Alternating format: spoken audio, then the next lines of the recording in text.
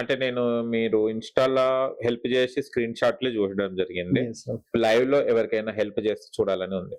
Okay. Sure చేస్తాను. Okay. Okay. So ఇప్పుడు చూపెట్టమంటారా? చూపెట్టాలి. ఓకే. ఎవరికి చేస్తున్నారు? సో నాకు మెసేజ్ ఎవరిదైనా తీసుకుందాం. ఎవరో తీసేసుకుందాం. ఎందుకంటే అందరూ జెన్యూనే ఉంటారు. అందరూ ఆల్మోస్ట్ అట్లనే ఉంటారు.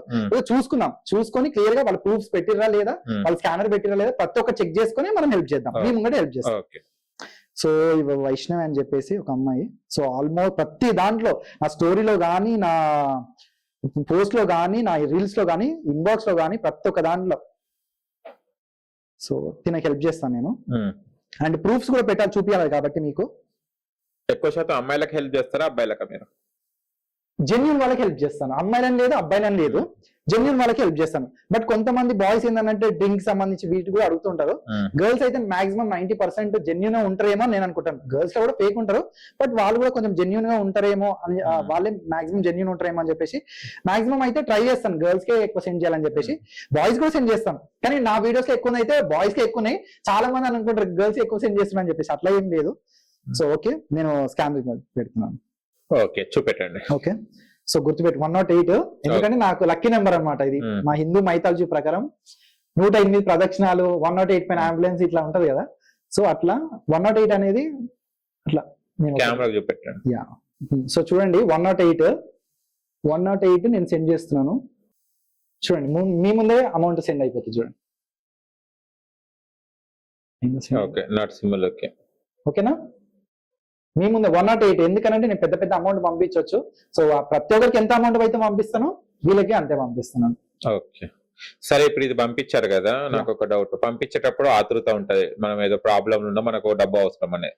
డబ్బు రిసీవ్ అయిన తర్వాత వన్స్ వాళ్ళు థ్యాంక్స్ గానీ, మళ్ళీ థ్యాంక్ యూ అన్నయ్య అని మళ్ళీ టచ్ లో రావడం కానీ ఏమైనా జరుగుతుందా మీ?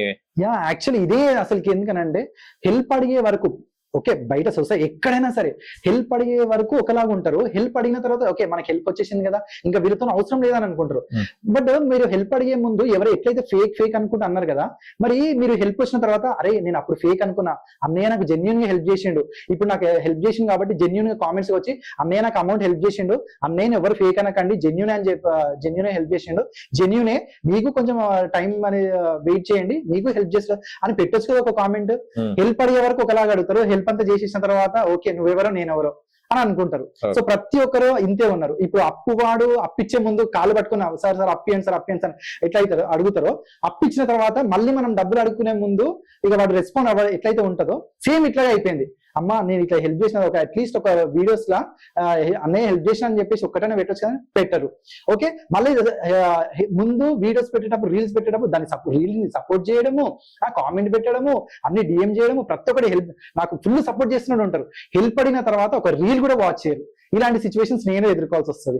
సో ఇలాంటి వాళ్ళు ఉంటారు. ఎవరు ఓకే ప్రతి ఒక్కరు ఎవరితో వర్క్స్ ఉంటాయి వాళ్ళకి కూడా అర్థం చేసుకుంటారు. బట్ ఒక చిన్న కామెంట్ అనేది వాళ్ళ వీడియోకి, జస్ట్ నా వీడియో ఉంది మిగతా వీడియోస్ వాచ్ చేయకపోయినా పర్లేదు, అట్లీస్ట్ ఆ వీడియోలో ఒక కామెంట్ అన్నయ్య జెన్యూన్ హెల్ప్ చేసిన పెడితే నేను చాలా హ్యాపీగా ఫీల్ అవుతాను. చూసే వాళ్ళకి జెన్యూన్ అనుకుంటాను. ఓకే, అన్నయ్య అంటే ఒకటి. ఇంకొకటి ఏంటంటే మనకు ఇప్పుడు మీకు ప్రపోజల్స్ అంటే ఇన్స్టా అంటే చాలా ప్రపోజల్స్ అవన్నీ వస్తుంటాయి కదా, ప్రపోజల్స్ ఎలా ఉన్నాయి?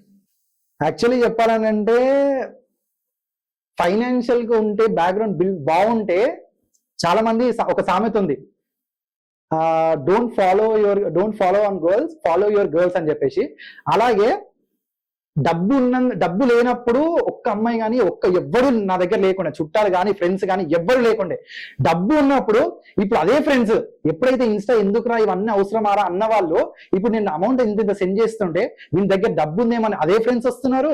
ఎవరైతే లవ్ ప్రపోజల్ గర్ల్స్ ఎప్పుడైతే నా కాలేజ్ టైంలో కానీ, ఇప్పుడు ప్రెసెంట్ ఉన్న వాళ్ళు కానీ, రిలేటివ్స్ లో కానీ, మర్దలు అందరూ ఎవరైనా సరే వాళ్ళు ఇప్పుడు మెసేజెస్ చేస్తున్నారు. ఏంటి మంచిగా అదైపోయినావు కదా, మనం రైడింగ్ కి వెళ్దామా, ఎందుకు గుర్తొస్తున్నావు, అరే మనం కాలేజ్ మేట్స్ గుర్తున్నామా, మనం క్లాస్మేట్స్ గుర్తున్నామా అని గర్ల్స్ ఇట్లాంటివి మెసేజెస్ చేయడం జరుగుతుంది. ఎస్ మా బాగున్నాను, ఎలా ఉన్నావా అని అంటే అట్లీస్ట్ ఒక 2 మెసేజెస్ తర్వాతనే ఏం లేదు సూర్య నీకు ఒకటి చెప్పాలి, ఐ లవ్ యూ. యా, ఇట్లనే డైరెక్ట్ ఐ లవ్ యూ. ఒక అమ్మాయి ఇంత ఫాస్ట్ గా ఇంత ఈజీగా ప్రపోజ్ చేస్తుందా అని అనిపించింది నాకు. సో అరే నేను అప్పుడు ఇట్లా కాలేజ్ లో ఒక అమ్మాయి ఉండే, అమ్మాయి అంటే పడ్డాయి కదా, సో ఆ అమ్మాయి రిజెక్ట్ చేసి ఉండే. ఇప్పుడు ఎందుకో తను డైరెక్ట్ వచ్చేసి విత్ ఇన్ 1 hour చాట్ లో కూడా డైరెక్ట్ ఐ లవ్ యూ అని చెప్పేసిందిరా. అని అంటే దానికి రీజన్ నువ్వేదో మంచిగా అమ్మాయి మంచిదని కాదు, నీ దగ్గర డబ్బు ఉందని. సో డబ్బు ఉంది కాబట్టే అమ్మాయి నీ దగ్గరికి వచ్చింది. ఓకే, ఇదే నేను చెప్పాలనుకుంటున్నాను. ఎప్పుడైనా ప్రతి ఒక్కరి నా ఫాలోవర్స్ కి అమ్మాయి వెంట పడకండి. డబ్బు మీ వెంట ఉంటే ఖచ్చితంగా అమ్మాయి, ప్రతి ఒక్క అమ్మాయి మీ వెంటనే వస్తుంది. ఏదైనా సరే మీ దగ్గర డబ్బు ఉందనంటే ఈ సృష్టిలో ఏదైనా మీ వెంటనే వస్తుంది, ఒక అమ్మ ప్రేమ తప్ప.